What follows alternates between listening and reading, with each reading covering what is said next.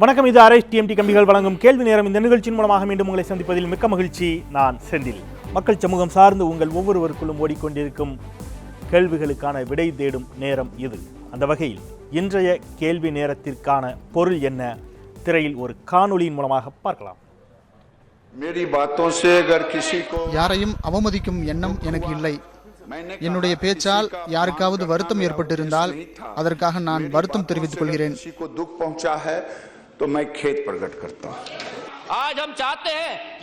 விமர்சனத்தை முன்வைத்த அமைச்சர் மன்னிப்பு கேட்பதோடு அவர் பதவி விலக பிரதமர் வலியுறுத்த வேண்டும். மேலும் பிரதமரும் இதற்காக மன்னிப்பு கேட்க வேண்டும். எங்கள் தலைவரை பற்றி விமர்சித்து இருப்பதால் மன்னிப்பு கேட்குமாறு நாங்கள் வலியுறுத்துகிறோம்.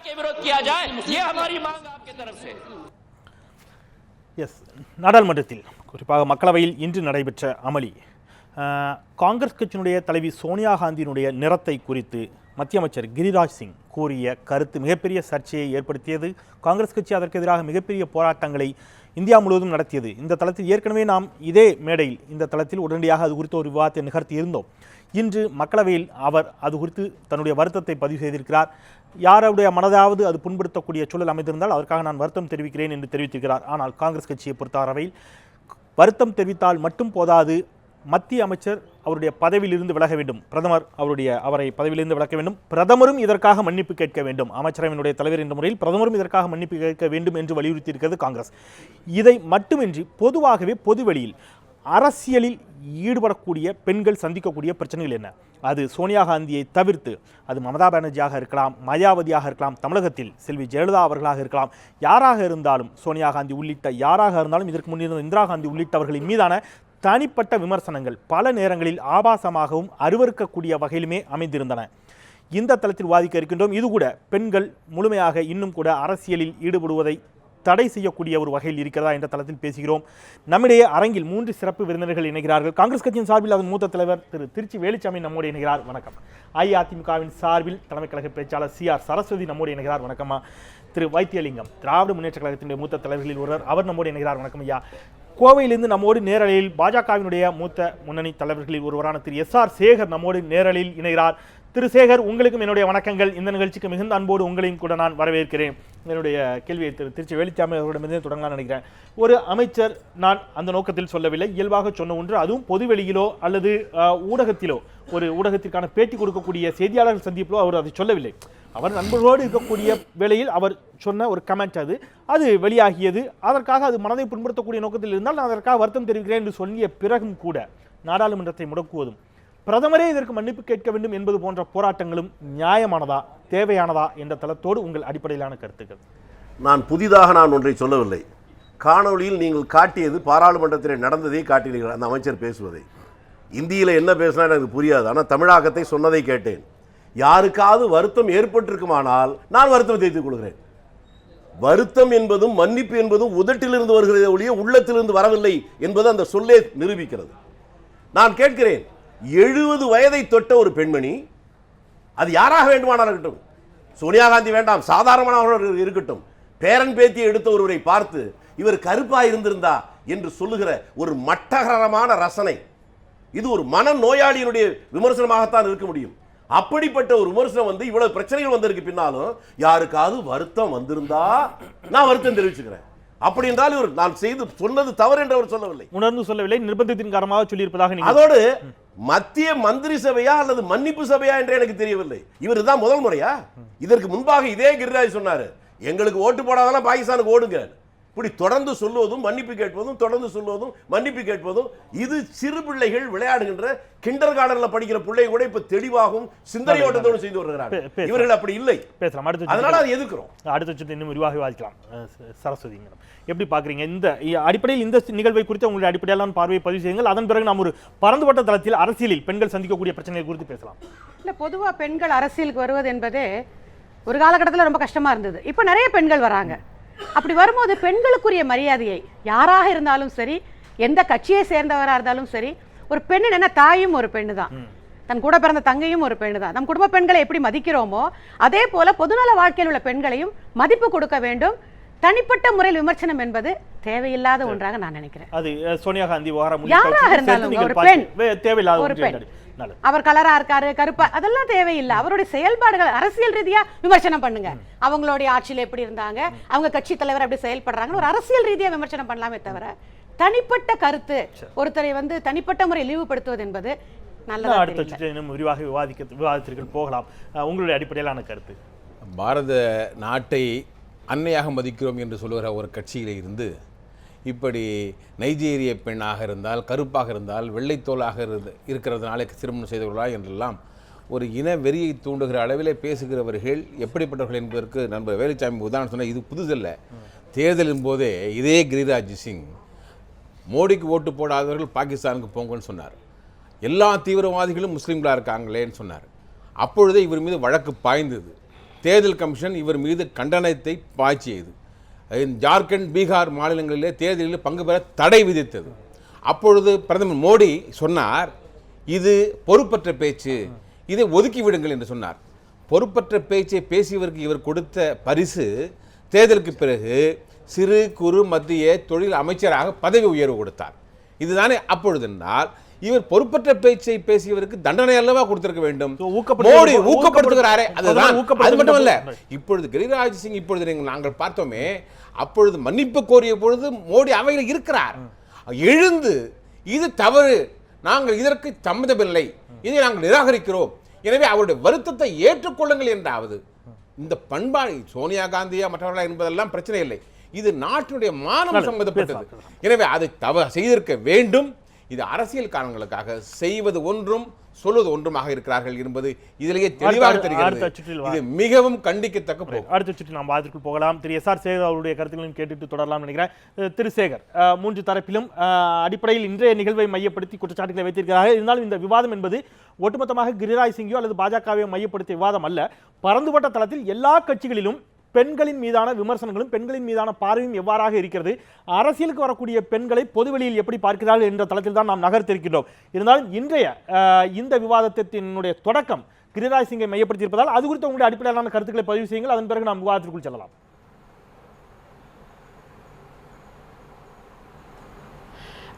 செந்தில், நீங்கள் சொன்னது ரொம்ப சரி.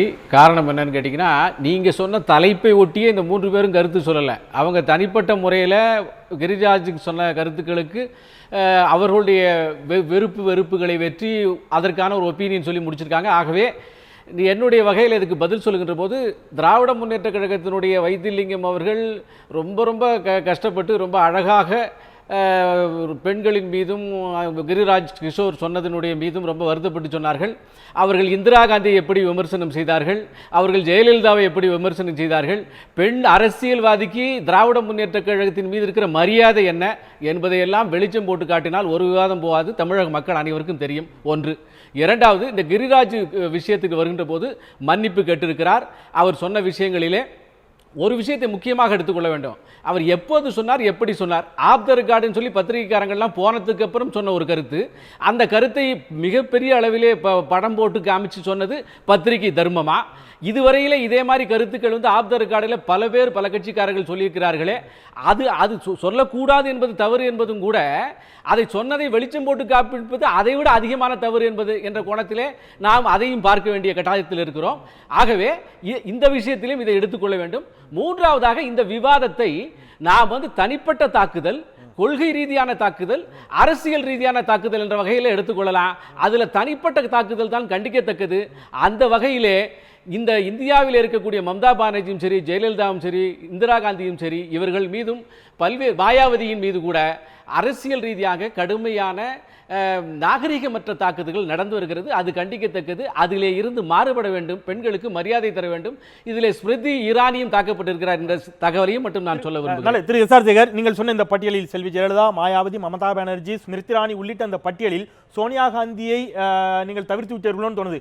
சோனியா காந்தி மீதான கிரிராஜ் சிங்கின் வார்த்தைகளும் கண்டிக்கப்படக்கூடியது என்று எடுத்துக்கொண்டு நாம் அடுத்த சுற்றுக்கு நகரலாமா?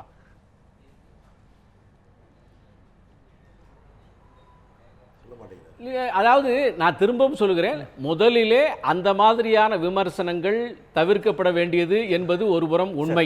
ஆனால் அது சொல்லப்படுவதற்கு முன்னாலே அது ஆஃப் த ரெக்கார்டில் சொல்லப்பட்ட விஷயத்தை ஒரு குற்றச்சாட்டாக வெளிக்கொண்டு வந்து அதற்கு மிகப்பெரிய உருவம் கொடுத்து அது அசிங்கம் என்றால் அதை விட ஒரு மிகுந்த ஒரு அசிங்கத்தை அரங்கேற்றுவது நியாயமா? நல்லது, நம்ம பேசலாம். அது ஆஃப் த ரெக்கார்டுங்க. ஆஃப் த ரெக்கார்டாக இருந்தாலும் கூட ஆஃப் த ரெக்கார்டிலும் அமைச்சர்கள் எந்த அளவிற்கு செயல்பட வேண்டும் என்ற ஒரு கேள்வி இயல்பாக எழுகிறது. நம்ம அடுத்த சுற்றில் அது அவரிடம் அது குறித்து கேட்கலாம். திரு வைத்தியலிங்கம், உங்களை நோக்கி ஒரு குற்றச்சாட்டை வைத்தார்.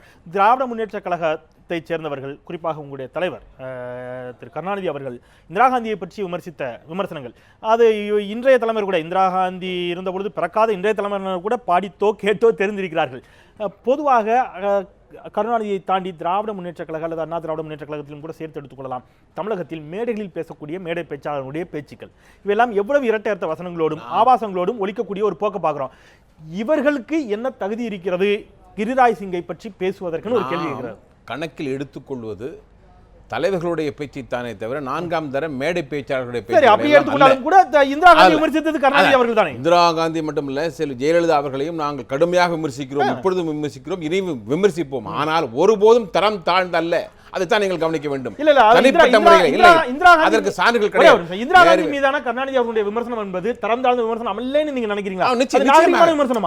அதாவது ஒரு பெண்ணினுடைய மாதவிடாயை மையப்படுத்தி வைக்கப்பட்ட விமர்சனங்கள் நாகரிகமான விமர்சனம் நீங்க நினைக்கிறீங்களா மிஸ்டர் வைத்தியலிங்கம்? இல்ல, நிச்சயமாக இல்லை. அதாவது அது தவறாக பொருள் பொருந்தப்பட்டிருக்கிறது நான் கருதுகிறேன்.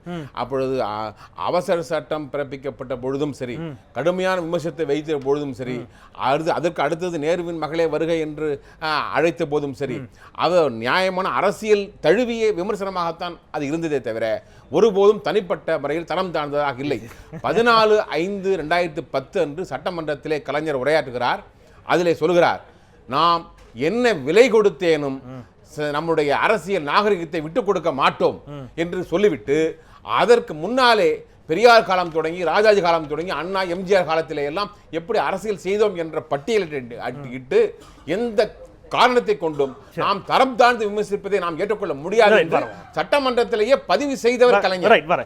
ஒரு மூத்த அரசியல்வாதி அப்படிங்கிற முறையில் திராவிட முன்னேற்ற கழகத்தினுடைய இந்த கருத்தை பற்றி உங்களுடைய பார்வை. இப்போ அவர் சொல்றாரு, திமுக, நீங்க பாஜகவோடு உடன்படுவீர்கள், அது ஒரு புறம் இருக்கட்டும், திமுகவிற்கு இந்த தகுதி இல்லை அப்படிங்கிற அவருடைய வாதத்தை நீங்கள் ஏற்றுக்கொள்வீர்களா? நான் என்னன்னா, ஒரு தவறுக்கு இன்னொரு தவறு கிடையாது.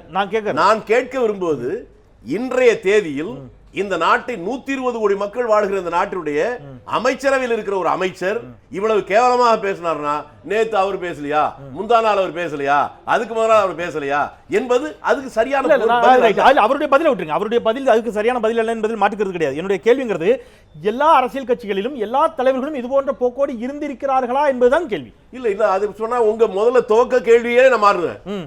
இது பெண்கள் மட்டும் இல்ல, ஆண்களும் அதற்கு ஆட்பட்டு இருக்கிறாங்க. ஏன் காமராஜரை பார்த்து கருப்பு காக்காய கல்லால் அடிங்கலாம் சொன்னதால் உண்டு. இதுக்கு பல உதாரணங்களை சொல்ல முடியும்.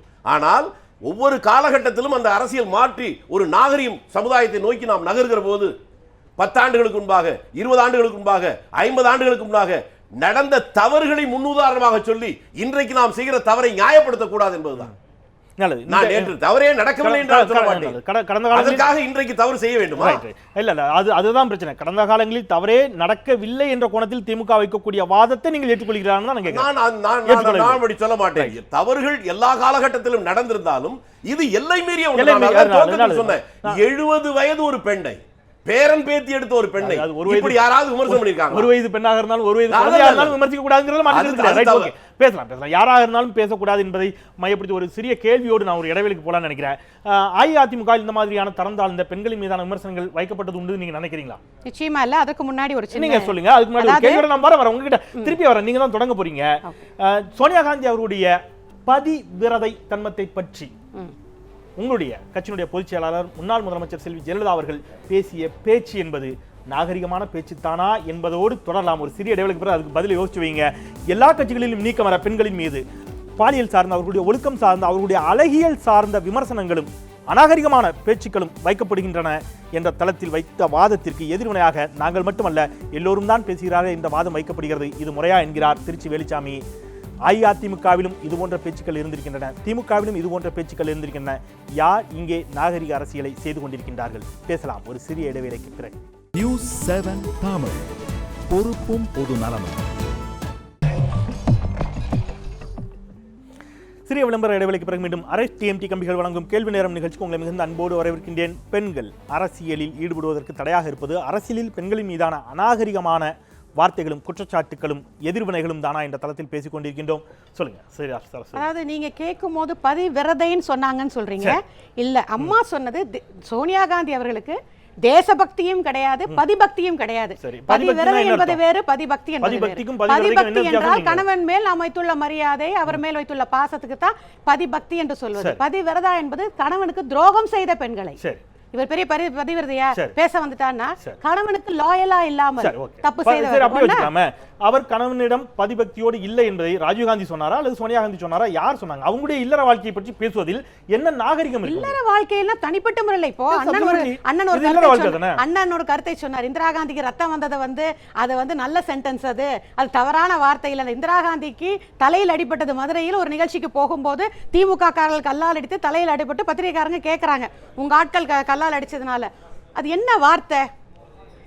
பெண்களுக்கு ரத்தம் தலையில் மட்டும்தான் வருமா, கல்லால் அடித்ததால் மட்டும்தான் வருமான்னு ஒரு வார்த்தை சொன்னார். நீங்க கேட்கறதுக்காக சொல்ற. அதன் பிறகு அதே இந்திரா காந்தியை காஷ்மீரத்து பாப்பாத்தி என்று விமர்சனம் செய்தார். அதே மாதிரி நேரு அவர்களை ஒரு முறை சிலோனுக்கு நேரு போயிருந்த போது பண்டாரநாயக்காவும் நேரு அவர்களும் சந்திச்சு 2 மணி நேரம் விவாதம் பண்ணும்போது இவர்களுடைய தலைவர், அண்ணன் சொன்ன அவருடைய தலைவர் திரு கருணாநிதி அவர்கள், பண்டாரநாயக்கா கணவனை இழந்தவர், நேரு மனைவியை இழந்தவர், இருவரும் 2 மணி நேரம் தனிமையில் என்ன பேசிக் கொண்டிருந்தார்கள் கேட்டாரா இல்லையா? இதே காங்கிரஸை சேர்ந்த அனந்தநாயகி சட்டமன்றத்தில் என்ன சொன்னார் அவங்கள பார்த்து? நாடாவை பிரித்தால் செய்தி தெரியும்னார். என்ன இப்படி பேசிட்டீங்களேன்னு கேட்கும்போது நான் ஃபைல சொன்னேன், நீங்க தப்பா எடுத்துக்கிட்டா நான் என்ன பண்ண? இதெல்லாம் நீங்க பதிபக்திக்கு ஒரு விளக்கம் கொடுக்கலாம், அவங்க நாடாவுக்கு ஒரு விளக்கம் கொடுக்க கூடாதா? அதுதான் இப்ப பிரச்சனை. இப்ப எல்லாரும் பெண்ணு நாடாவை அவக்கிறதுன்னு சொல்றது நல்ல வார்த்தை நினைக்கிறீங்களா நீங்க? நான் திருப்பி நான் அதை அனுமதிக்கவே இல்லை. நான் அதுதான் கேக்குறேன். நான் அப்படியே சொல்ல வரல. நான் கேள்வி என்பது விளக்கத்தை இப்ப சமீபத்துல விளக்க சொல்லும்போது கலைஞருக்கு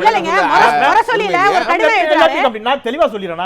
நான் திமுகவை ஆதரிப்பதல்ல நோக்கம். நான் சொல்றது அவருடைய வார்த்தைகள் சரி என்ற வாதம் அல்ல, பாஜகவினுடைய வார்த்தைகள் சரி என்ற வாதம் அல்ல. நான் சொல்றது எல்லோருமே இந்த தவறை செய்கிறீர்கள், உங்களில் ஒருவரும் கூட கல்லை எறிவதற்கு தகுதியற்றவர்கள் என்ற வாதத்தை வைக்கிறாங்க.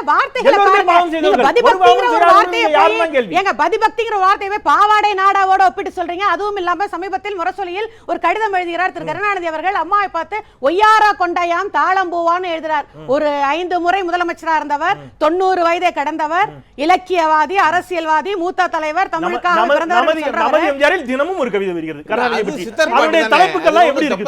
அவருடைய தலைப்புகள்லாம் எப்படி இருக்கு? மனசா இப்ப இருக்கு. கடந்த 2 நாள் அம்மா அவர்கள் வாயிலிருந்து தவறான வார்த்தைகளை நீங்க கேட்டிருக்கீங்களா? தனிப்பட்ட விமர்சனமா ஒரு அசிங்கமான வார்த்தையை எந்த தலைவரை பார்த்தாவது எங்களுடைய மக்கள் முதல்வர் அம்மா பேசியிருக்காங்க.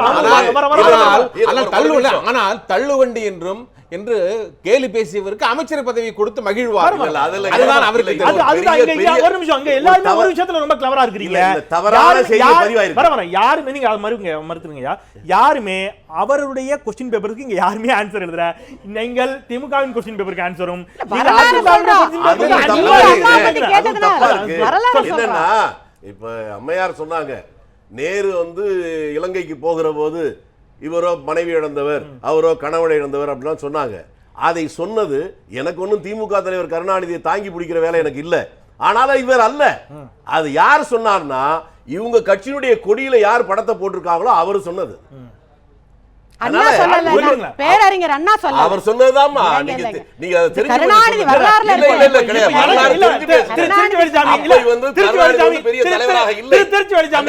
இது என்ன பிரச்சனை?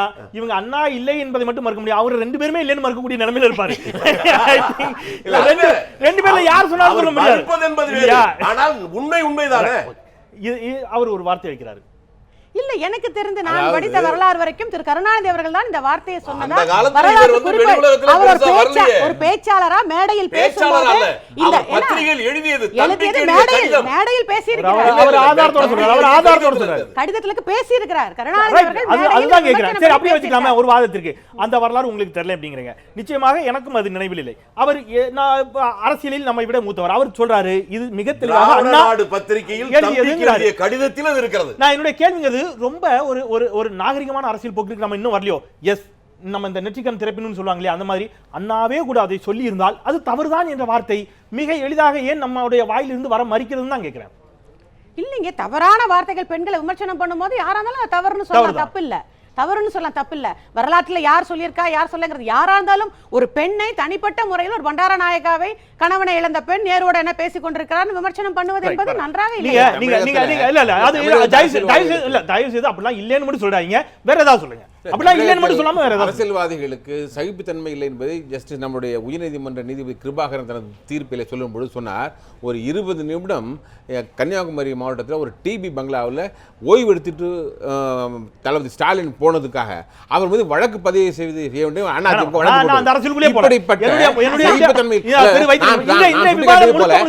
கலைஞர் சொன்னாரே, அரசியல் நாகரிகத்தை என்ன விலையேனும் கொடுத்து பேசியிருக்கீங்களா? தெளிவா சொல்றாங்க. இவ்வளவு அநாகரிகமாக பேசினார்னு அவங்க ஒரு லிஸ்டே கொடுக்குறாங்க. நீங்க அவைக்கு இல்லை இந்த தேதியில் அவர் இப்படி பேசல, இந்த தேதியில ஒரு மறுப்பு கொடுத்தா நியாயமா இருக்கும். அந்த காலத்தில் என்னென்னவெல்லாம் மேடை பேச்சுகளில் பேசியதை பற்றி நான் பட்டியலை வைத்துக் கொண்டிருக்கவில்லை. ஆனால் ஒன்றை மட்டும் உறுதியாக சொல்ல முடியும், தரம் தாழ்ந்து கலைஞர் தனது வாழ்வில் பேசியதில்லை, அந்த பொருளில் பேசியதில்லை. அவருக்கு அதற்குரிய விளக்கத்துக்கு வேணும்னா அவர் தான் சொல்ல வேண்டும், மற்றவர்கள் சொல்ல முடியாது. ஏனென்றால் எப்படி அம்மையாருக்கு விளக்கம் சொல்வதற்கு உரிமை இருக்கிறதோ அவர் கலைஞர் பேசியதற்கு அவர் அந்த உரிய விளக்கத்தை திரு எஸ்.ஆர். சேகர் அவர்களும் கேட்டு வரலாம். இப்போ இங்க இந்த வாதம் ஒருவரும் இருக்கட்டும், அவர் உங்கள் தரப்பில் நீங்களாவது உங்க क्वेश्चन பேப்பருக்கு ஆன்சர் எழுதுவீங்க நம்புறேன். அவர் ஒரு வாதத்தை வைக்கிறாரு, இது ஆஃப் தி கேமரா என்று சொல்லக்கூடியதை எப்படி ஏற்றுக்கொள்ள முடியும்? ஆஃப் தி கேமராவா இருந்தாலும் ஒரு அமைச்சர் எப்பொழுதும் அமைச்சர் தானே, மீடியாக்கள் முன்னாடி மட்டும்தான் அமைச்சராக இருக்க முடியுமா? எப்பொழுதுமே அவர் நாகரிகத்தோடும் கண்ணியத்தோடும் நடந்து கொள்வதானே முறையாக இருக்குங்கிற ஒரு வாதத்தை வைக்கிறாங்க.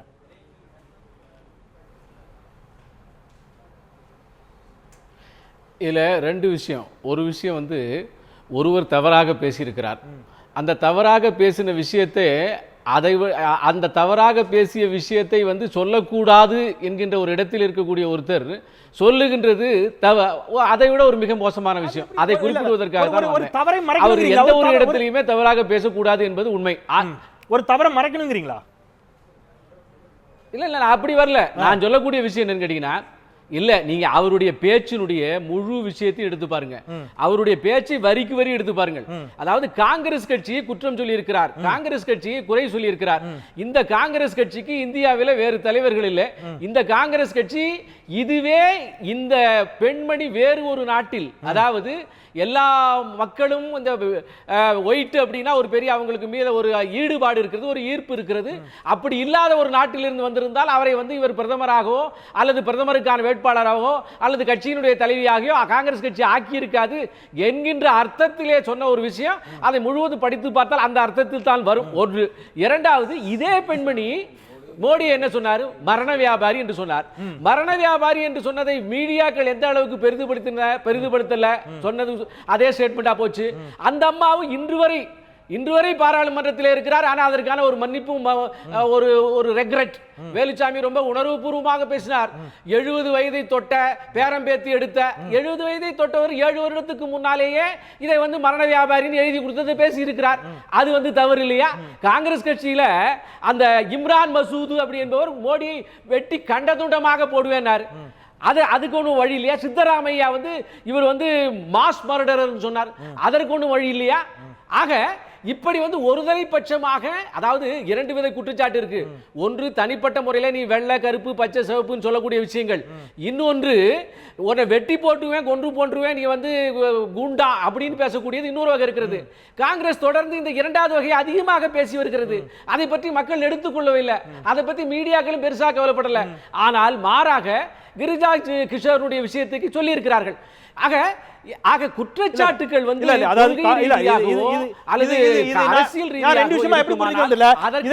காங்கிரஸ் இப்படி சொல்லுகின்ற பேச்சுக்களை மீடியா பெருசாக எடுத்துக்கொள்ளவில்லை, மக்களும் பெருசாக எடுத்துக்கொள்ளவில்லைன்னா இதையும் பெருசாக எடுத்துக்கொள்ளாதீர்கள் என்ற துணியில் நான் எடுத்துக்கொள்வதா? காங்கிரஸ் மிரட்டல் துணியில் மரண வியாபாரி என்று மோடியை சொன்ன வார்த்தை நியாயமான ஒரு கேள்வி வைக்கிறார். நீங்க சொன்னதுனால இந்த தலைப்புக்குள்ள போறேன்.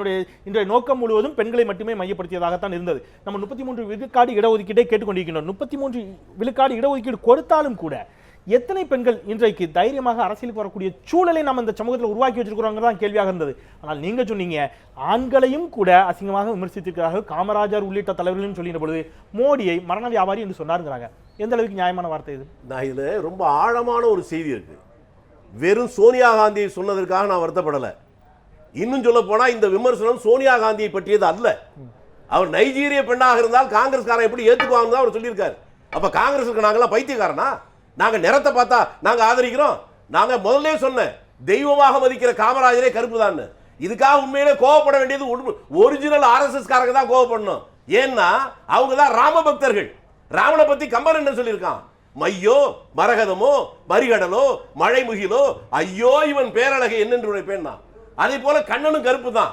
அந்த கருப்பை கேவலமாக பேசுற போது ராமனை தெய்வமாக நினைக்கிற ஆர்எஸ்எஸ் காரங்களுக்கு ஏன் கோபம் வரல? எனக்கு கோபம் அவசியம் இல்லை. ஆனால் இங்க இருப்பது ஜாதிய வெறியை தூண்டி, மத வெறியை தூண்டி, மொழி வெறியை தூண்டி அதோடு நிற்காமல் உலகம் முழுவதும் இருக்கக்கூடிய நிறவெறிக்கு வந்திருக்கிறார்கள். நம்ம சேகர் தம்பி சேகர் சொல்றத பார்த்தா கருப்பு வெள்ளையோட நிக்காது போல இருக்கு. இன்னும் பச்சை மஞ்சள் எல்லாம் அவர் சொல்லிட்டு இருக்காரு. அது வேற வரும்போது அவர் ரொம்ப தெளிவா சொல்றாரு. குற்றச்சாட்டு என்பது சோனியா காந்தியை குறித்து அல்ல, காங்கிரஸ் கட்சியினருடைய மனநிலையை குறித்த குற்றச்சாட்டு. அதே தான் நானும் சொல்றேன். நாங்க ஏற்கனவே ப்ரூவ்டு. நீங்க வேண்டாம் வெள்ளத்தோலுக்காக மட்டுமே தலைவரா வச்சிருந்திருக்கலாம். நாங்க அப்படி இல்ல. கண்ணங்கரே இருந்த காமராஜர் தான் நாங்க தெய்வமா வச்சிருக்கேன்னு சொல்றேன். உலகம் முழுவதும் இருக்கக்கூடிய இந்திய தலைவரே காமராஜர். நான் கேக்குறது இப்ப இந்தியாவில் அவர் கேக்குறது இந்தியாவில் அந்த குடும்பத்தை தவிர காமராஜரை வந்து பிரதமராக்கல.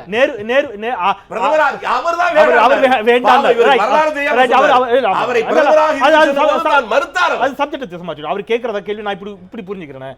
சோனியா நேரு குடும்பத்தை தவிர, அந்த குடும்பத்தை தவிர வேறு யாரும் ஒரு அடித்தட்டு சமூகம், ஒரு கருப்புங்கிறத அடித்தட்டு சமூகத்துக்கான கலரா வச்சுக்கிறேன், அல்லது திராவிட கலரா வச்சுக்கிறேன். இந்த பக்கம் திராவிட கல்ச்சர்ல இருந்து ஒரு தலைவன் கூட வந்திருந்தால் இவர்கள் ஏற்றுக்கொள்வார்களா என்ற கேள்வியாக ஏன் எடுத்துக்கொள்ளக்கூடாது? என்னங்க நீங்க பேசுறீங்க? வரலாற்றுல தமிழ்நாட்டில் சேர்ந்த காமராஜர் அகில இந்திய காங்கிரஸ் கட்சியினுடைய தலைவராக 2 முறை இருந்தார். அவர் ஒரு படம் வேணா உங்களுக்கு அடுத்த முறை வேணா எடுத்து காட்டுறேன். காமராஜர் நெஞ்சு நிமிர்த்தி வருகிற போது உலக கோடீஸ்வரன் ஒருவராக இருந்த, உலகமே ஏற்றுக்கொண்ட மிகப்பெரிய தலைவராக இருக்கிற நேரு பணிவாக வருகிற படம் கூட இருக்கு. அவரை மதித்தார்கள். வடக்கே இருக்கிறவர்கள் இன்றைக்கும் காங்கிரஸ்காரன் பூரா காமராஜரை அந்த சூழல் எல்லாம் இன்றைக்கும் இருக்கிறதா என்பதை தான் பேச வேண்டும் நினைக்கிறேன். ஒரு இடைவேளைக்கு பிறகு நாம பொது சமூகத்திற்கு பெண்களை அரசியலுக்கு இழுத்து வருவதற்கு என்ன செய்ய முடியுங்கிற தளத்தில் இந்த விவாதத்தை நகர்த்தலாம் நினைக்கிறேன்.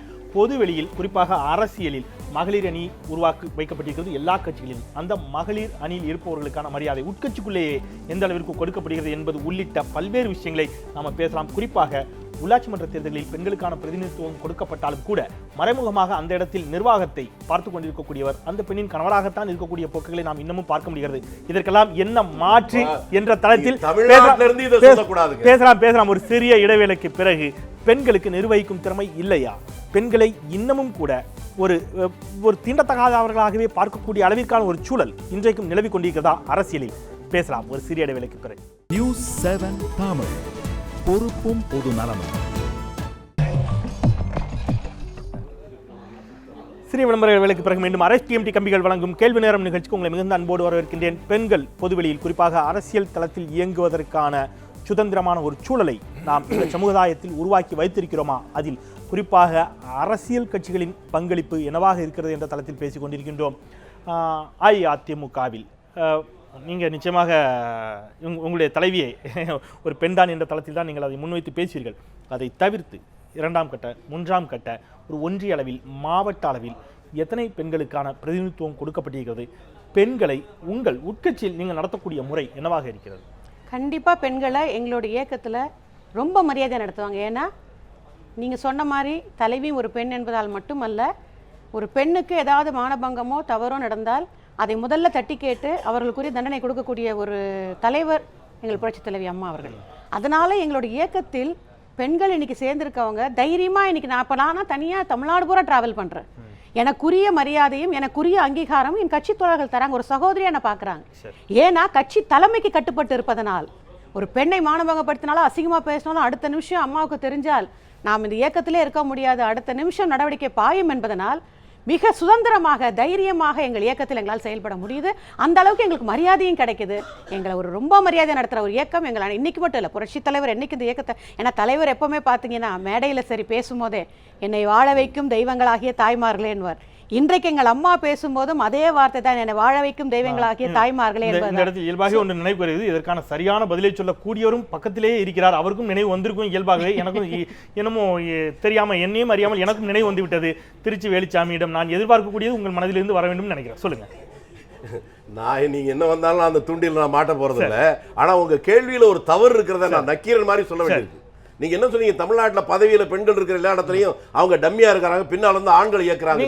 நீங்க தமிழ்நாட்டுல இருந்தா பேசுறீங்களா சந்தேகம் வருது. தமிழ்நாட்டுல முதலமைச்சரா ஒரு ஆண் இருக்கிறார், ஆனால் இயக்குவது யார்? ஆனா பெண் அல்லவா?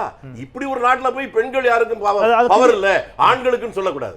ஆண்கள் தான் இப்ப இனிமே மென் லிபரேஷனுக்காக போராட வேண்டிய நகைச்சுவைக்காக இந்த வாதத்தை வைத்துக் கொண்டாலும் கூட விதிவிலக்கா நம்ம பிராக்டிகலா பேசிட்டு இருக்கிறோம். நான் உங்களிடம் எதிர்பார்த்தது வேறொரு நியாயமான கேள்வி, நியாயமான பதில்.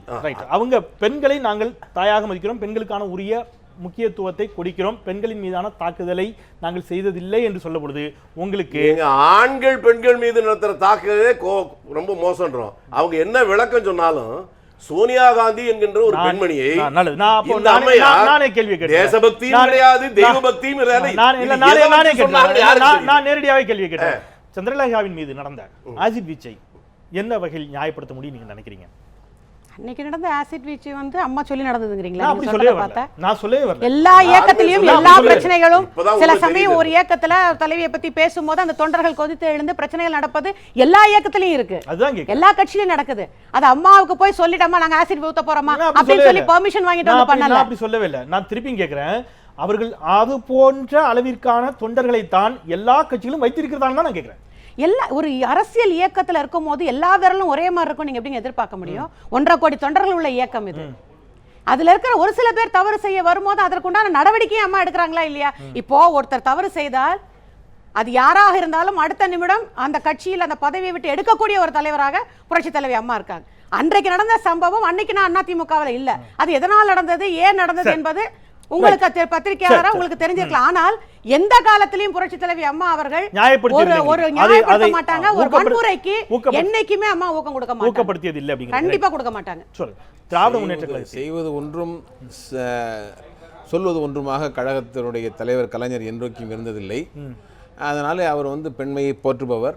அதனால அவர் பெண்களுக்கு எதிரான எந்த நடவடிக்கையும் அவர் ஆதரித்ததில்லை. தமிழக சட்டப்பேரவையில் ஜெயலலிதா அவர்களின் மீதான தாக்குதல், அதாவது நாடகம் ஆடுகிறவர்களை தவிர கேட்கறது ரொம்ப ஸ்ட்ரைட்டாக, தமிழக சட்டப்பேரவையில் ஜெயலலிதாவின் மீது மிக கொடூரமாக மிக மோசமாக நடத்திய நாடகம், அது அவர் திட்டமிட்டு நடத்தி தனக்கு ஒரு அனுதாபத்தை பெறுவதற்காக அவர் திட்டமிட்டு நடத்திய நாடகத்தை பற்றி நீங்கள் சொல்கிறீர்கள். அது தனிக்கதை. அது நாடகம் நடத்தியவர்களுக்கும் அரங்கேற்றவர்களுக்கும் மட்டும்தான் தெரியும். அதை தவிர வேறு குற்றச்சாட்டு ஏதும் இல்லாத போது இதை நீங்கள் சொல்கிறீர்கள் என்று தான் நான் எடுத்துக்கொள்ள வேண்டும். கழகத்தை பொறுத்தவரை இதுவரை யாரும் அந்த குற்றச்சாட்டு சுமத்த முனைந்ததே இல்லை. எனவே பெண்மையை போற்றுகிற ஒரு இயக்கத்தை சார்ந்தவர், திராவிட இயக்கம் பெண்மை, அதாவது பெண்களுடைய உரிமைக்காக போராடுகிற முதல் குரல் கொடுத்த இயக்கத்திலிருந்து தோன்றியவர்கள் இவருக்கு எதிராக போக மாட்டார்கள் என்பது மட்டுமல்ல, இதற்கு எந்த வகையில் இன்றைக்கு நண்பர் சுட்டிக்காட்டியது போல சகித்து கொண்டிருக்கிறோம். ஒரு பெண்மையினுடைய ஆணவம், ஒரு அதிகாரம் அவர்களுக்கு வந்துவிட்டால் எப்படி மற்றவர்களெல்லாம் அடிமைப்படுத்தப்படுவார்கள். எனக்கு புரியல. 1000 ஆண்கள் செய்யக்கூடிய ஒரு போக்கையும் அவர்களுடைய நிர்வாகத்தையும் அது அவங்களுடைய ஆளுமை திறன் என்பது போன்ற வார்த்தைகளை பயன்படுத்துகிறோம். ஒரு பெண் துணிச்சலோடு சில நடவடிக்கைகளை செய்ய முற்பட்டால் இந்த சமூகத்தில் இன்னமும் அது திமிரின் போக்கு, அது ஆணவத்தின் உச்சம். துணிச்சலோடு என்று சொல்லுகிற அந்த பொருளில் ஜனநாயகம் இருக்கிறதா, கருத்து சுதந்திரம் இருக்கிறதா, இதைத்தான் நான் சுட்டிக்காட்ட ஆசைப்படுகிறேன். இன்னைக்கு நான் 14/5/2010 கலைஞர் சட்டமன்றத்தில் பேசிய பேச்சை நான் மேற்கோள் காட்டினேன். ஒரு முறையாவது ஜெயலலிதா அவர்கள் முதல்வராக இருக்கும் பொழுது மற்றவர்களுக்கு உரிமை மதிப்பு கொடுத்து கன்சிலேட்டரி டோன் அவற்றிலிருந்து எப்பொழுதாவது நீங்கள் கேள்விப்பட்டிருக்கிறீர்களா? அரசியல் நாகரிகம் கருதியாவது பேசியிருக்கிறாரா? தரைகுறவா எங்க அம்மா பேசுறது இல்லையா சார்? ஏன்னா அவர் மற்றவருடைய கருத்தை ஜீரணிக்கிறாரு, டிராமாங்கறாரு. இந்த துரைமுருகன் சேலையை பிடித்து இழுத்தது எல்லா பத்திரிகையிலும் புகைப்படத்துடன் வந்தது. அது எப்படி டிராமாவாக முடியும்? இல்ல, அப்படி ஒரு சீப்பான டிராமா பண்ண வேண்டிய அவசியம் எங்கள் தலைவர் கிடையாது. சேலையை பிடித்து இழுத்தார், வேடிக்கை பார்த்து கொண்டிருந்தார். அவங்க கேக்குறாங்க ஒருவேளை அந்த நாடகத்தில் முக்கிய பாத்திரத்தை, முக்கிய கதாபாத்திரத்தை துரைமுருகன் ஏற்றுக்கொண்டாரா? இல்லை, நிச்சயமாக இல்லை. அது அதற்காக மறுப்பு அளிக்கப்பட்டு விட்டது. அது திட்டமிட்டு நடத்திய நாடகம். அதனுடைய அரசியல் விளைவுக்காக ரொம்ப ஸ்ட்ரைட்டா சொல்றேன் மிஸ்டர் வைத்திலிங்கம். இன்னும் ஒரு 20 வருஷம் கழிச்சு அல்லது 15 வருஷம் கழிச்சு பாஜகவிடம் இந்த கேள்வியை வைத்தால், ஃபார் எக்ஸாம்பிள் சோனியா காந்தியை குறித்து இவ்வாறு சொன்னீர்களே என்று சொன்னால் அது திட்டமிட்டு நடத்தப்பட்ட நாடகம், அது வேறு வரலாறு என்று மிக எளிதாக சொல்லிவிடுவார்கள். காலம் சில தம்முடைய தவறுகளை மறைத்து விடும் அல்லது மக்கள் மறந்து விடுவார்கள் என்ற தைரியம். நாட் ஒன்லி நான் திமுக, நான் கேட்கறது அதிமுக, பாஜக, காங்கிரஸ், இன்றைய அரசியல்வாதிகளிடம் நாம செய்யக்கூடிய தவறுகளை மக்கள் மறந்துறாங்க போக்கு. நான் ஒன்று சொல்லு, இந்த நேரத்தில் நீங்க சொல்றதுனால சொல்றேன், உச்சநீதிமன்றத்தில் இது மாதிரி எல்லாம் பொறுப்பேற்ற தலைமையிலே அரசியல்வாதிகள் எல்லாம் பேசிக் கொண்டிருக்கிறார்களா, அவர்களுடைய போக்கை தடுத்து நிறுத்த வேண்டும் என்று ஒருவர் பொதுநல வழக்கு போட்டார்.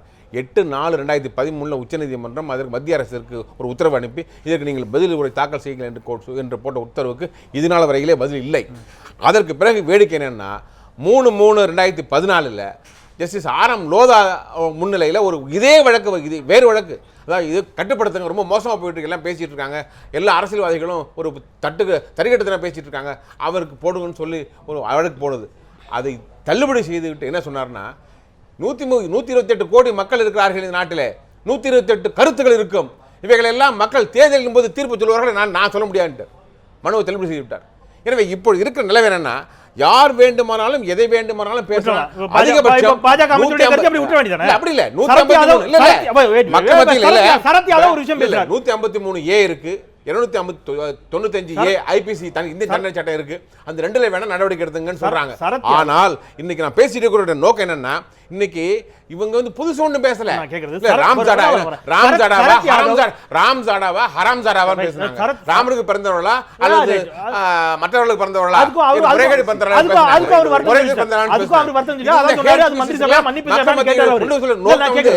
நான் சொல்ல முடிச்சேன் என்னன்னா, நோக்கம் என்ன, எதுக்கு நான் கொண்டு போக வேண்டும் சொன்னால், மக்கள் மத்தியிலே நீங்கள் தீர்ப்பு சொல்லுங்கள். வைத்திலிங்கம் சரத் யாதவ் நாடாளுமன்றத்தில் பேசுகிறார், தென்னிந்திய பெண்கள் கற்பாக இருந்தாலும் அழகானவர்கள், வசீகரமானவர்கள் என்பது போன்ற ஒரு துணை பேசினார். மிக கடுமையாக கனிமொழி, நாடாளுமன்ற உறுப்பினர், மாநில உறுப்பினர் கனிமொழி கேட்கிறாரு. நான் சொல்றேன், மக்கள் பார்த்துக் கொள்வார்கள், விட்டுற வேண்டியதானே. இப்ப நீங்க சொன்ன மாதிரி நீதிபதிகளுடைய கண்டித்து விட்டுத்தான் அதை விட்டு மக்கள் மத்திய பிரச்சாரம் செய்வது நமது உரிமை. இப்ப நாம எதுக்கு இந்த விவாதம் நடத்திட்டு இருக்கோம் எப்படின்னு சொன்னா, எதனால சொன்னாக்கா, இதுக்கு ஒரு தீர்ப்பு பெறுவதற்காக அல்ல, மக்கள் மனத்தை தயார் செய்து யார் யார் தவறு செய்தார்கள் என்பவர்களை இனம் கண்டு கொள்ளுங்கள், அதற்குரிய தீர்ப்பை நேரம் வரும்போது மக்கள் அளிக்க நோக்கம். தேர்தல் தீர்ப்பு அல்ல எங்கள் நோக்கம், சொல்ல முடியும். இப்ப என்ன செய்ய முடியும்? சமூக மாற்றம் மட்டுமே நோக்கம். பெண்கள் அரசியலுக்கு துணிந்து வரக்கூடிய ஒரு நிலை உருவாக்கப்பட வேண்டும் என்று என்னுடைய நோக்கம். கேட்டு வரேன் திருசேகர், நீங்க ஸ்மிருதி இராணியை பற்றி சரத் யாதவ் சொல்கிறார், ஸ்மிருதி இராணி யார் என்று எனக்கு தெரியும் அப்படிங்கிற ஒரு வார்த்தை தான் சொல்றாரு. யார் என்று எனக்கு தெரியும் என்ற வார்த்தைக்கு நம்ம 1000 அர்த்தம் எடுத்துக்கலாம். அவர் எந்த மாநிலத்தை சேர்ந்தவர், அவருடைய தகப்பனார் யார், அவர் எங்கு படித்தார், இப்படி 1000 அர்த்தத்தை எடுத்துக்கலாம். ஆனா நம்ம ரொம்ப தெளிவா அவர் இதைத்தான் சொல்ல வரான்னு சொல்லி அதை வன்மையா கண்டிக்கிறோம். ரைட், சோனியா காந்திக்கு சொன்னதை வேற அர்த்தத்தில் சொல்றோம், அது ஒரு புறம் இருக்கட்டும். நடிகை என்ற காரணத்தில் ஸ்மிருதி இராணியை மையப்படுத்தி பேசினால் அது மிக மிக மிக வன்மையாக கண்டிக்கத்தக்கது, அதில் மாற்று கருத்தில்லை. ஆனால் அதே துணியோடு இங்கே காங்கிரஸில் இணைந்த நடிகை குஷ்புவை பேசக்கூடிய பாஜகவினுடைய பேச்சு எந்த அளவிற்கு நியாயமான பேச்சு?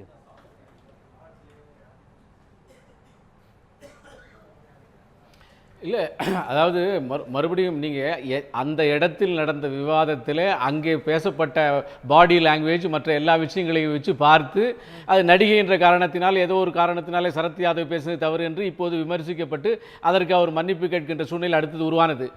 இப்போ நான் கேட்கின்ற கேள்வி என்னன்னு கேட்டிங்கன்னா, யார் மீது இப்படி குற்றச்சாட்டினாலும் குறிப்பாக பெண்கள் அரசியலுக்கு வருகின்ற போது, இந்த நாட்டில் வந்து அரசியல் வந்து மிக மோசமான சூழ்நிலை இருக்கின்ற போது பெண்கள் வந்து அதில் சர்வைவ் ஆகவே முடியவில்லை.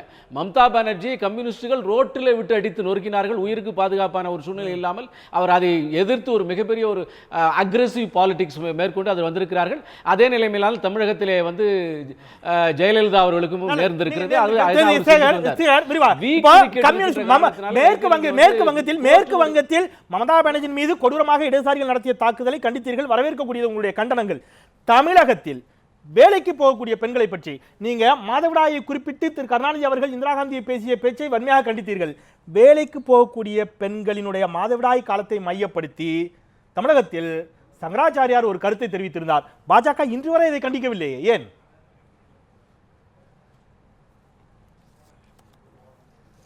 அதாவது அந்த காலகட்டத்திலே எந்த சூழ்நிலை நடந்தது, அதற்கு கண்டனம் அன்றைக்கு யார் கொடுத்திருக்க வேண்டும், கொடுத்தார்களா இல்லையா என்பதெல்லாம் இப்போது ரிகலெக்ட் பண்ணி என்னால் இப்போதைக்கு சொல்ல முடியாது. ஆனாலும் கூட ஒவ்வொருவரும் சொல்லுகின்ற ஒவ்வொரு கருத்துக்கும் உடனடியாக பதிலளிக்க வேண்டும், அது பாஜக தான் அளிக்க வேண்டும் என்று நீங்கள் எதிர்பார்ப்பது எந்த வகையில் நியாயம்? யாரெல்லாம் அளிக்க வேண்டும்? சங்கராச்சாரியாருக்கு எதிரானவர்கள் யார், ஆதரவானவர்? நான் அப்படியே எதிர்பார்க்கல. என்னுடைய கேள்விங்கிறது ஜெயலலிதாவின் மீதான கருத்துக்கு நம்ம கண்டனம் தெரிவிக்கிறோம். கருத்து சொல்ல முடியாது. இல்ல, கருணாநிதி சொன்னால் அதற்கு கண்டனம் தெரிவிக்கிறோம். மேற்கு வங்கத்தில் இடதுசாரிகள் செய்யக்கூடிய தவறுகளை கண்டிக்கிறோம், காங்கிரஸ் செய்யக்கூடிய தவறுகளை கண்டிக்கிறோம். ஆனால் இதுலயும் கூட அரசியல் இருக்குதான்னு தான் நான் கேட்கிறேன். இந்த தவறுகளை யார் செய்தால், நான் இப்ப கூட என்ன கேட்கிறேன், ஜஸ்ட் ஒரு வார்த்தை கூட, அது சங்கராச்சாரியராகவே இருந்தாலும் அவர் சொன்னது தவறுதான் என்ற ஒரு வார்த்தை கூட வரலையே. இல்ல, அதாவது நீங்க என்ன சொல்றீங்க, பாராளுமன்றம் நடந்து கொண்டிருக்கின்ற போது அண்ணன் வேலுச்சாமி சொல்றாரு, பாராளுமன்றம் நடந்து கொண்டிருக்கின்ற போது ஒரு அமைச்சரோ அல்லது சம்பந்தப்பட்ட எம்பியோ ஒரு ஆட்சேபத்துக்குரிய வார்த்தைகள் சொல்லுகிறார் என்று சொல்லி அந்த கண்டனம் தெரிவித்து அந்த கண்டனத்துக்கு பிரதமர் ஏன் வாயை மூடி கொண்டிருக்கிறார்? பிரதமர் பதில் சொல்ல வேண்டும். எல்லாத்துக்கும் பிரதமர் பதில் சொல்ல வேண்டிய அவசியம் இல்லை. ஏன் பிரதமரை இவர்கள் வம்புக்கு இழுக்கிறார்கள்? பிரதமர் வாயிலிருந்து ஒரு வார்த்தை வரணும், அதை வைத்து விமர்சனம் செய்ய வேண்டும், அதை வைத்து அரசியல் செய்ய வேண்டும். அதே போலத்தான் பாரதிய ஜனதா கட்சி எல்லாத்துக்கும் கருத்து சொல்ல வேண்டும் அவசியம் இல்லை. சொல்ல வேண்டியதுக்கு கரெக்டாக சொல்லி கொண்டிருக்கிறோம். இப்ப நீங்க செந்தில் ஆரம்பிக்கின்ற போது ஒரு விஷயத்தை சொன்னீங்க, நீங்க இந்த மக்கள் மறந்து விடுவார்கள், இதே மாதிரியான பெண்களின் மீது தாக்கப்படும், நாளைக்கு சோனியாவின் மீது சொல்லப்பட்ட குற்றச்சாட்டு 20 வருடங்களுக்கு பாஜக சொன்னதை மறந்து விடுவார்கள் சொன்னீங்க. அதெல்லாம் மக்கள் மறக்க மாட்டார்கள். மறக்கின்ற வகையிலே வேணால் சம்பந்தப்பட்ட கட்சி சொல்லலாம். பாரதிய ஜனதா கட்சியை பற்றி பாரதிய ஜனதா ஹைடிங் எதுவும் இல்லை. இப்ப நீங்க ஏற்கனவே சொன்னீங்க பெண்கள் அரசியலுக்கு வருவது துர்லபமாக இருக்கிறது என்று சொல்லி. பாரதிய ஜனதா கட்சி ரீதியாகவே அதை வலுவாக வைத்திருக்கிறது. தமிழகத்திலே ஒரு பெண்ணை மாநிலத்தினுடைய தலைவியாக கொண்டு வந்திருக்கிறோம். கட்சியினுடைய அமைப்புல கிளையில 1+8 மெம்பர்கள், அதுல 3 பேர் பெண்கள் வரணும். அதே மாதிரி 22 1+21 மண்டல்ல அதுல 6 பேர் பெண்கள் வரணும். மாவட்டத்துல 22 பேர் 33 பெண்களுக்கான 33% இடஒதுக்கீட்டை பற்றி நீங்க சொல்லுங்க. நீங்க பெண்களுக்கான 33% இடஒதுக்கீட்டை நாடாளுமன்றத்தில் விரைந்து நிறைவேற்றுவதற்கான என்ன மாதிரியான நடவடிக்கைகளை பாஜக எடுக்கும்ங்கிறது ஒன்று. இன்னொன்று, உங்கள் உட்கட்சியில் 33% இடஒதுக்கீடு கொடுக்கப்பட்டிருக்கிறதா அல்லது கொடுப்பீர்களா நிறைவாக? நான் இது எல்லா கட்சிக்குமே கேட்கிறேன், இப்போ உங்க கட்சி கேட்கிறேன். இல்ல, 2 கேள்விக்கும் பதில். முதல் கேள்வி, பாரதிய ஜனதாவினுடைய கட்சியினுடைய அமைப்பு சட்டங்களை பார்த்தீர்கள் என்று சொன்னால் அதுல 33% பெண்கள் ஆட்டோமேட்டிக்கா வரணும். தாழ்த்தப்பட்டவர்கள் SC ST அதே அளவுக்கு வரணும். இந்த அளவில் ஏற்கனவே சட்டத்திட்டம் இருக்கு. இதே மாதிரி தான் அமைப்புகள் நடந்து கொண்டிருக்கிறது. இன்றைக்கு எந்த கிளையிலையும் பார்த்தால் ஒருவேளை 3 பெண்கள் அந்த 9 பேருக்கு கிடைக்கலன்னு சொன்னா அந்த 2 வேகன்சி ஒன்று தான் கிடைச்சிருக்காங்கன்னா 2 பேர் வேகன்சி அப்படியே இருக்கும். அவர்கள் வருகின்ற வரை அது காலியாக இருக்கும், வேற யாரை வச்சு நிரப்ப முடியாது. அதே மாதிரி பாராளுமன்றத்தில் இதை கொண்டு வர வேண்டும் என்று பாரதிய ஜனதா கட்சி காங்கிரஸ் இருக்கின்ற போது தொடர்ந்து சொல்லி வருகிறது. காங்கிரஸ் தான் சமாஜ்வாதி பார்ட்டியோடு கூட்டு சேர்ந்து கொண்டு இதை நிறைவேற்றாமல் தொடர்ந்து காலம் தாழ்த்தி வந்தது. மக்களவையில் தனிப்பெரும்பான்மை கிடைத்திருக்கிறது. நீங்கள் நினைத்தால், பாஜக நினைத்தால் நிச்சயமாக இந்த சட்டத்தை நிறைவேற்ற முடியும். திரு எஸ்.ஆர். சேகர், நிறைவேற்ற முடியாவிட்டாலும் கூட, ஒருவேளை நிறைவேற்ற முடியாவிட்டாலும் கூட நில சீர்திருத்த அவசர சட்டத்திற்கான அவசர சட்டத்தை கொண்டு வந்தது போல், அந்த நில சீர்திருத்த சட்ட திருத்த மசோதாவுக்கு அவசர சட்டம் கொண்டு வந்தது போல் இதற்கெல்லாம் அவசர சட்டம் கூட கொண்டு வரலாம். அதற்கான ஆர்வத்தோடு நீங்கள் இருக்கிறீர்கள் என்று நம்புகிறேன்.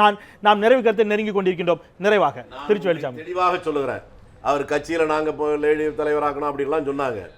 இந்திய நாட்டில் பெண்களுக்கான ஒரு முக்கியத்தை உருவாக்குகின்ற ஒரு மிகப்பெரிய புரட்சியை உருவாக்கியது காங்கிரஸ் கட்சி. அன்றைக்கு பிரதமராக இருந்த ராஜீவ் காந்தி தான். இந்த நாட்டினுடைய ஜனாதிபதியாக பெண் வரலாம், பிரதமராக பெண் வர முடியும், முதலமைச்சராக கூட வர முடியும்.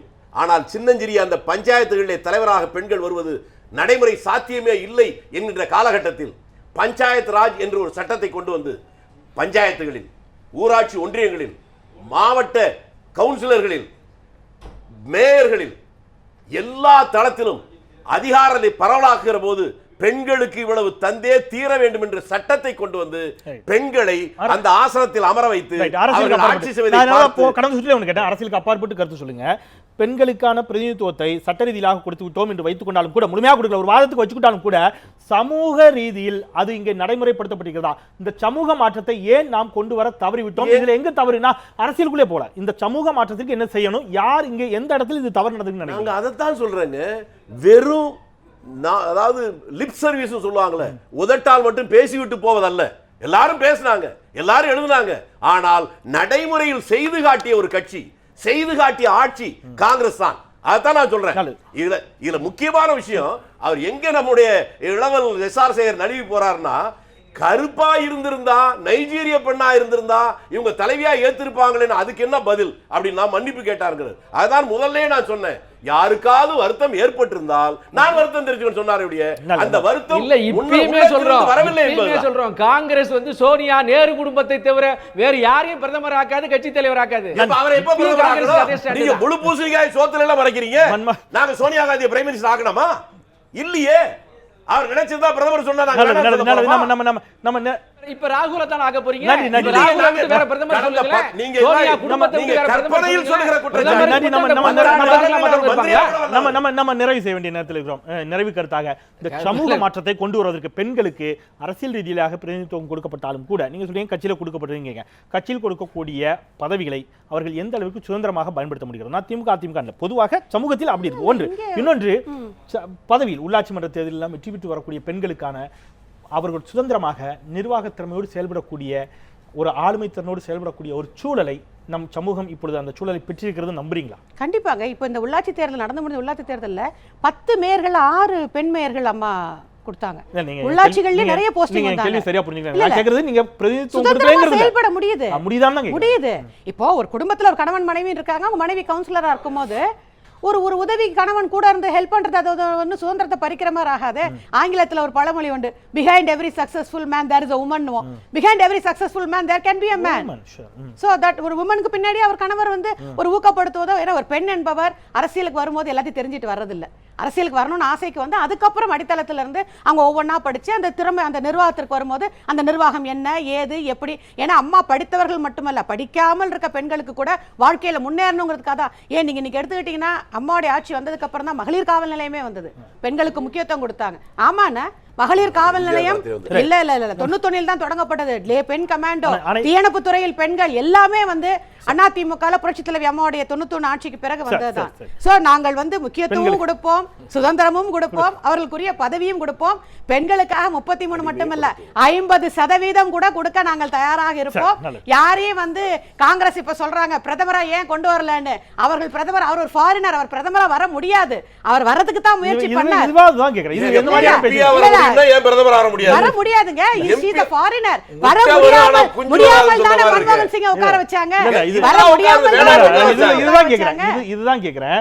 நீங்க மெத்தப்படுத்தவர், அரசியல் தெரிந்தவர், சட்டம் தெரிந்தவர், இந்திய நாட்டினுடைய ஒரு பிரஜையை குடிமகனை திருமணம் செய்து கொண்டு அவர் இந்திய குடியுரிமை பெற்ற எங்க சிலோன்ல பிறந்தவர் தமிழ்நாட்டுல முதல் மந்திரி வர முடியும்னா இத்தாலியில பிறந்தவங்க சிலோன்ல பிறந்தவர் இல்லைங்க, அவர் பூர்வீகம் எம்ஜிஆரோட வரலாறு பாருங்க. பூர்வீகம் அவருக்கு தமிழ்நாடு. சோனியா காந்தி வந்து இத்தாலியன், கிடையாது. அன்றைக்கு இருந்த அப்துல் கலாம் ஐயா அவர்கள் ஏற்கவில்லை. அன்றைக்கு இருந்த அவர் குடியரசுத் தலைவர் ஏற்கவில்லை. சட்டம் கிடையாதுங்க. பிரைம் மினிஸ்டர் கூட சட்டம் கிடையாது.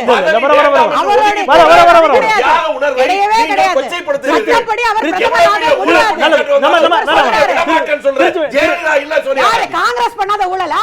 2G ஸ்கேன்ல இருந்து ஊழல்ல தலைச்சது 10 வருஷம். திமுக காங்கிரஸ் ஊழலை பத்தி அவங்க பேசக்கூடாது, ஊழலை பத்தி அவங்க பேசக்கூடாது. 2G ஸ்கேன்ல இருந்து அத்தனை டிபார்ட்மெண்ட் நிலக்கரியில வந்த ஊழலை விட எதுவுமே கிடையாது.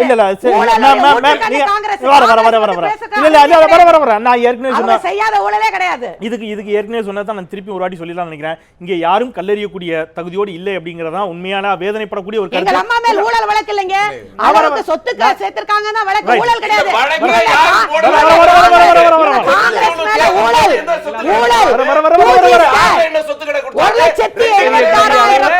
ஊழலற்ற கட்சி. காங்கிரஸ் வந்து ஊழல்ல தலைச்ச கட்சி. எப்படி பேச முடியாது. அவங்க ஆர்டிஸ்டா இருந்தவங்க அவங்க வேணாம், வேணாம், வேணாம், இல்ல. Very big heroine Wait, wait, wait. அந்த காலத்துல மிகப்பெரிய கதாநாயகி நடிச்சாங்க. போயஸ் கார்டன் வீடு அம்மா ஒண்ணும் அரசியலுக்கு வந்து வாங்கல. நம்ம சப்ஜெக்ட் நம்ம திருச்சி வேலுச்சாமி ப்ளீஸ் நம்ம ஒரு என்டையர்லி வேற ஒரு சப்ஜெக்ட் இது பல மேடைகளில் நீங்களும் பரஸ்பரம் ஒருவருக்கொருவர் மிக ஆவேசமான ஆக்ரோஷமான குரலில் பேசிக்கொண்ட வாதம் தான். இதை பேச வேண்டிய இடமும் இதற்கு தீர்ப்பு கொடுக்க வேண்டியமும் நீதிமன்றங்கள் அந்த பணியை செய்து கொண்டிருக்கின்றன. அதனால் நம்ம அதை பேசுவதில் பயனில்லை. என்னுடைய கேள்வி என்பது நான் சொல்லிக்கொள்ள விரும்புவது நிறைவாக இந்து பெண்கள் 12 குழந்தைகளை பெற்றுக்கொள்ள வேண்டும் என்று சாக்ஷி மகராஜ் என்ற பாரதிய ஜனதா கட்சியுடைய செயற்குழு உறுப்பினர் பேசினார்.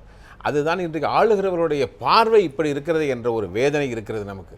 எங்களை பொறுத்தவரை, கழகத்தை பொறுத்தவரையிலே தென்னிந்திய நல உரிமை சங்கம் தொடங்கி, நீதி கட்சி தொடங்கி, தந்தை பெரியார் தொடங்கி வைத்த பெண் உரிமை, பெண் விடுதலைக்கு தொடர்ந்து போராடி கொண்டிருக்கிறோம்.